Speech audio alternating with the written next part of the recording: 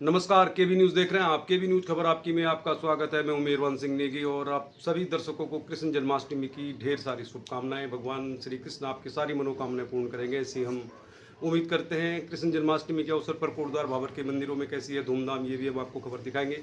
काफ़ी दिनों के बाद आपसे मुलाकात हो रही है कुछ स्वास्थ्य कारणों की वजह से, तो चलिए फिर फटाफट नज़र डालते हैं खबरों पर। कोटद्वार की कुछ बड़ी खबरों पर भी हम आपको ज़रूर खबर दिखाएंगे। पहले बात करते हैं राज्य की। उत्तराखंड की धामी सरकार के सामने थोड़ी सी अब मुश्किलें हैं। कुछ समय पूर्व जब लोकसभा चुनाव नहीं हुए थे तो उत्तराखंड में एक दमदार सरकार थी, यानी किसी भी मंत्री की, विपक्ष की बहुत बड़ी हैसियत नहीं थी जो पुष्कर सिंह धामी सरकार पर उंगली भी उठा सके, क्योंकि एक ताकतवर सत्ता द्वारा उनको मुख्यमंत्री बनाया गया था। लेकिन पिछले कुछ समय से कोई ऐसी घटनाएं देखने को मिल रही हैं और कुछ इस तरह की खबरें आती रहती हैं जिससे सरकार को लेकर, यानी कि सरकार को तो कोई भी खतरा नहीं है, सरकार एक एब्सोल्यूट मेजोरिटी की सरकार है। लेकिन जिस तरह उत्तराखंड में मुख्यमंत्रियों को बदलने की, रिप्लेस किए जाने की परंपरा बीजेपी में रही है, चाहे पूर्व में भुवन चंद खंडूरी को रिप्लेस करके फिर रमेश पोखरियाल निशंक को लाया गया और त्रिवेंद्र सिंह रावत को रिप्लेस करके धामी जी को लाया गया, तो अब जिस तरह से दो विधानसभा चुनाव में हार मिली है और आपदा से लेकर कई मुद्दों पर सरकार को घेर रहा है, विपक्ष भी, खुद पार्टी के भी कई नेता दिल्ली के चक्कर लगाते रहते हैं, तो अब निश्चित तौर पर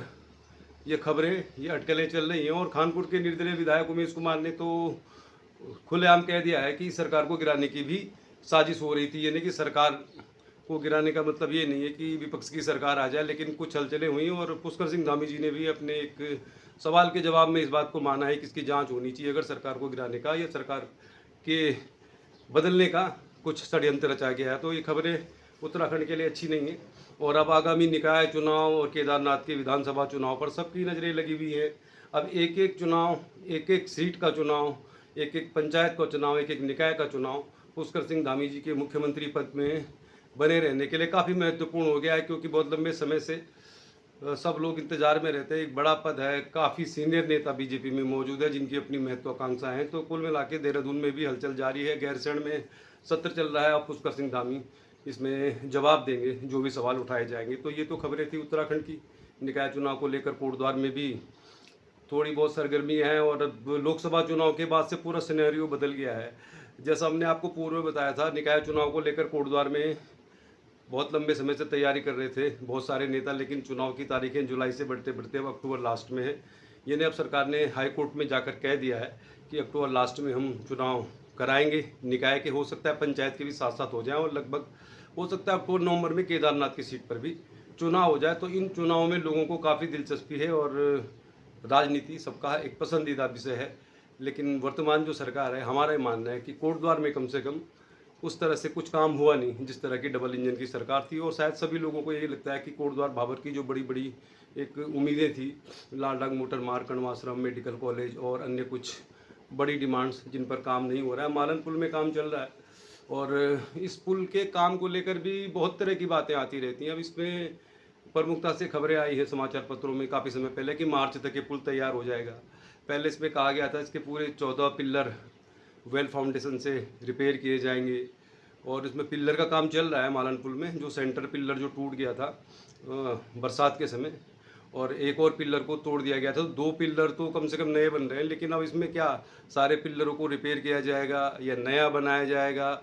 और अगर इस तरह से सारे पिल्लरों को रिपेयर किया जाएगा और नया बनाया जाएगा अगर, तो फिर मार्च तक तो इसके बनने की संभावना नहीं है। लेकिन अब खबरें आ रही हैं, सांसद जी ने भी दौरा कर लिया है, विधायक जी ने भी दौरा कर लिया है, लेकिन अब हम उस पुल में उस जगह जाकर आपको दिखा नहीं सकते जहाँ पर पिल्लर बनाए जा रहे हैं, क्योंकि जो स्टार्टिंग पॉइंट है उसको पूरी तरह से पैक कर दिया है पुल बनाने वाली जो कंपनी है। तो काम चल रहा है। हम उम्मीद करते हैं कि जितनी बड़ी लागत इस पुल पर अब लगाई जा रही है तो उसकी जो गुणवत्ता है सर्वोत्तम होनी चाहिए और जो तकनीक बताई गई है उसके हिसाब से ही काम होना चाहिए। उम्मीद करते हैं काम जल्दी हो जाएगा, हम तो बहुत आशावादी हैं। चलिए फिर आगे नज़र डालते हैं कुछ और खबरों पर। तो जैसे मैंने शुरू में बताया आपको, आज हम आपको जन्माष्टमी की धूमधाम की भी खबरें दिखाएं, लेकिन कुछ खबरें जो छूट गई थी, तो खबरें कोटद्वार में अंकिता भंडारी केस को लेकर हम जरूर आपको दिखाएंगे। धीरे धीरे अंकिता भंडारी केस में सुनवाई समाप्ति की ओर है, यानी कि अब ये मुकदमा कोटद्वार कोर्ट में अंतिम चरण में है और हमारा ये मानना है कि नवंबर नहीं तो दिसंबर तक इस कोर्ट से इसमें फैसला आ जाएगा। और पिछली जो तारीख थी शुक्रवार की, कोटद्वार में बड़ी संख्या में महिलाएं पहुंची, देहरादून, श्रीनगर, बहुत जगहों से, और उन्होंने जोरदार प्रदर्शन किया अंकिता भंडारी के लिए। वो आप पहले देखिए, फिर हम आपको बता दें कि इसमें केस में वाकई क्या संभावना है। अंकिता भंडारी को न्याय दो, न्याय दो, न्याय दो। अंकिता को न्याय देना होगा, देना होगा, देना होगा। जुम्मी जब जब जब करेगा सबको के गलियारों से, चप्पा चप्पा फूल उठेगा इंकलाब के नारों से। हम भी उसको ध्वस्त करेंगे एकताबद्ध कतारों से, चप्पा चप्पा फूल उठेगा इंकलाब के नारों से।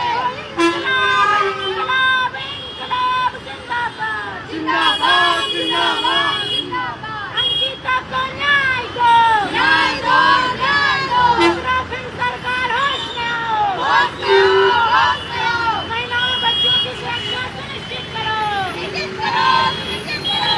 इंकलाब जिंदाबाद, जिंदाबाद, जिंदाबाद। आगे करने तो कोटद्वार की अदालत यानी एडीजे रीना नेगी की अदालत में चल रहा है अंकिता भंडारी का केस। जब से इस केस की सुनवाई शुरू हुई तो आपने लगातार देखा होगा, हमने इसका पूरा आपको एक एक जो सुनवाई है उसकी खबर दिखाई है।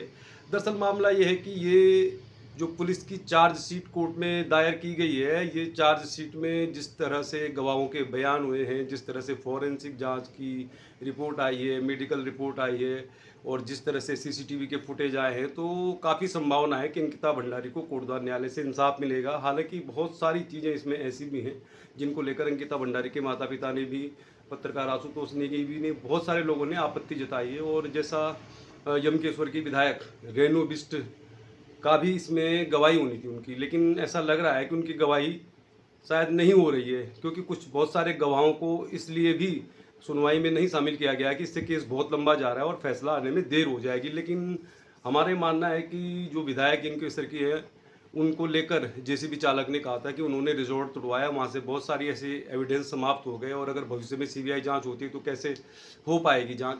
तो ये सवाल जरूर है कि अंकिता भंडारी के इसमें एक मुख्य गवाह के तौर पर यमकेश्वर के विधायक रेणु बिष्ट ने भी आना था, लेकिन उनकी गवाही शायद नहीं होगी। अभी मैं इसकी पुष्टि नहीं कर सकता, क्योंकि जो जांच अधिकारी है राजेंद्र सिंह खोलिया, उन्होंने पूरा सिलसिलेवार तरीके से अपनी बात रख दी है। अब उनका भी काम लगभग कोर्ट में समाप्त हो गया है, लेकिन अब उनकी जो चार्जशीट है, उन्होंने जो कोर्ट में बताया है कि किस तरह से घटनाक्रम हुआ, उसको लेकर अब जो डिफेंस के वकील हैं यानी आरोपियों के जो वकील हैं वो उनसे बहस करेंगे।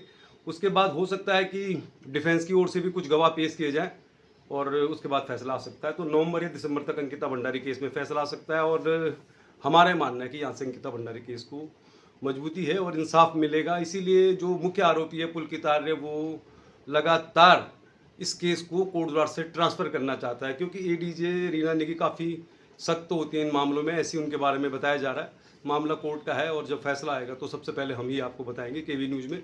तो पुलकित आर्य ने इस केस को कोटद्वार कोर्ट से अन्यत्र ट्रांसफ़र करने के लिए कई बार एप्लीकेशन लगा ली है। वो जो इससे ऊपर कोर्ट होता है डीजे, वहाँ भी जा चुके हैं, हाई कोर्ट भी जा चुके हैं, सुप्रीम कोर्ट तक पहुँच गए पुलकित आर्य कि इस केस को कोटद्वार से ट्रांसफ़र किया जाए। मुझे यहाँ से इंसाफ मिलने की उम्मीद नहीं है, लेकिन उनकी सारी याचिकाएँ खारिज हो चुकी हैं, मतलब जमानत याचिकाएं पहले खारिज हो चुकी थी। केस को तो अब ट्रांसफ़र करने की संभावना वैसे भी नहीं के बराबर थी, और सुप्रीम कोर्ट ने भी मना कर दिया कि इस केस को कोटद्वार से नहीं अन्यत्र ले जाया जाएगा, क्योंकि इसमें अब बहुत जल्दी फैसला आना है। चलिए फिर आगे आपको खबर दिखाते हैं आमसोड़ की। और बरसात तो लगभग बंद हो गई है, बीच बीच में कभी कभी बारिश हो रही है, लेकिन कोटद्वार दुगड्डा मार्ग में जो डेंजर जोन बना हुआ है उसमें अब आमसोड़ मुख्य रूप से चपेट में आ गया है। आमसोड़ के काफ़ी ऊपर ऊंचाई में एक बार बादल फटा, और उस बादल फटने के बाद वहाँ पर एक लीक बन गई, और उस लीक से थोड़ी ही बारिश में बार बार मलबा वहाँ पर आ रहा है। तो बहुत मुश्किल हालात हैं आमसोड़ के आसपास, बहुत डेंजर स्थिति है। पिछले साल भी जमरगड्डी में बादल फटा था, और आपदा प्रबंधन है, बहुत सारी विभाग है सरकार के, लेकिन हमें ऐसा लगता है कि जब कुछ घटना होती है उसके बाद ही सरकार सक्रिय होती है। आमसोड़ की घटना का भी हमारे पास एक वीडियो है, चलिए दिखाते हैं आमसोड़ में कैसे थे हालात परसों।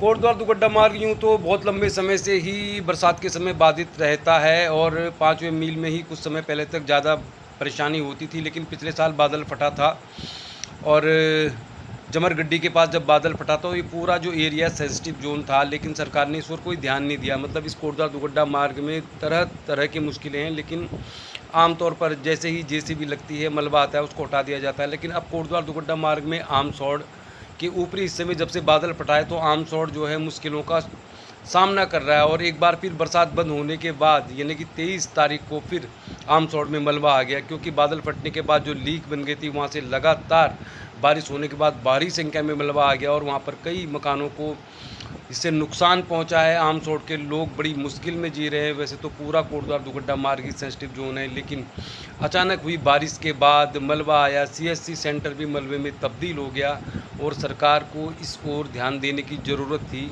जब 1 महीने पहले आमसौड़ के ऊपर बादल फटा था, पिछले साल जमरगड्डी में बादल फटा था, लेकिन इस ओर कोई ध्यान नहीं दिया गया और अब आमसौड़ में मुश्किलें बरकरार हैं और मुश्किलों का शिकार है। आमसौड़ बादल फटने के बाद जो लीक बनी थी तो एक बार फिर 23 अगस्त को आमसौड़ में बादल फटने के बाद दोबारा से मलबा आ गया और मुश्किल। चलिए अब आपको दिखाते हैं जन्माष्टमी की कैसी धूमधाम है कोटद्वार बाबर के मंदिरों में, और आखिर में आपको दिखाएंगे हम खेल से जुड़ी हुई खबरें। तो चलिए फिर कोटद्वार बाबर के मेन रोड पर है ये मंदिर। इसे वैसे गुरु झंडा मंदिर कहते हैं, लेकिन यहाँ पे राधा कृष्ण की भी बहुत खूबसूरत मूर्तियाँ हैं। और एक बार पहले भी हमने आपको दिखाया था, पहले आपको दिखाते हैं कहाँ पर है मंदिर। और मंदिर में आपको बताऊं मैं तो कोटद्वार से ये सड़क आती है बाबर के लिए, दुर्गापुरी बाज़ार से करीब 500 मीटर पहले पड़ता है ये गुरु झंडा मंदिर। यहाँ पे काफ़ी मतलब भजन कीर्तन की आवाज़ आ रही है। चलिए फिर जन्माष्टमी की एक बार फिर शुभकामनाएं, चलते हैं मंदिर के अंदर, देखते हैं कैसी है धूमधाम।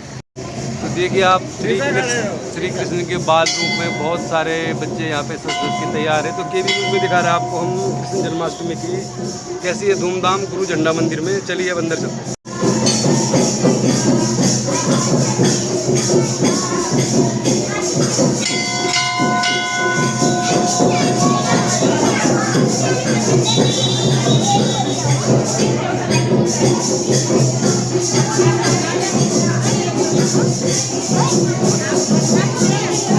अरे विजयोला जी, ढेर सारी शुभकामनाएं आपको जन्माष्टमी की।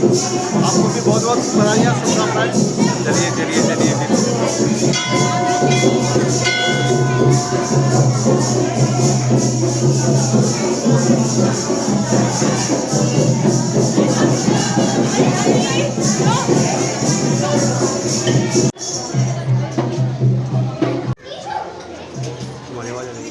करारविन्देन परारविन्देन मुखारविन्देन विनुष्तां वटस्य पत्रस्य पुटेशानं बालमुखन्मनसा स्मरामि।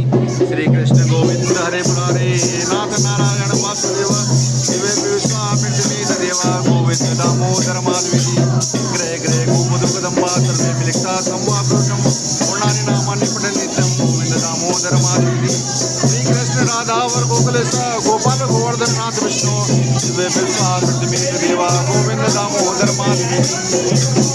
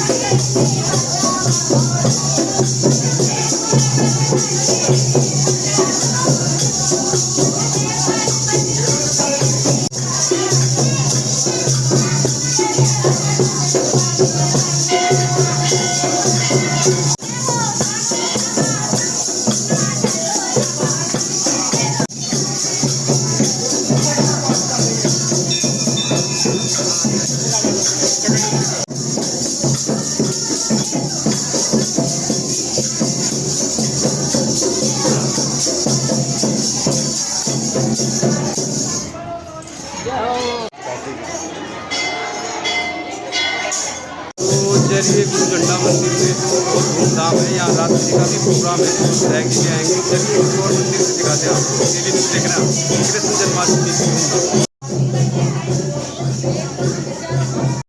देखते रहिए केवी न्यूज़, खबर आपकी, और चैनल को सब्सक्राइब करें, शेयर करें, कमेंट भी करें।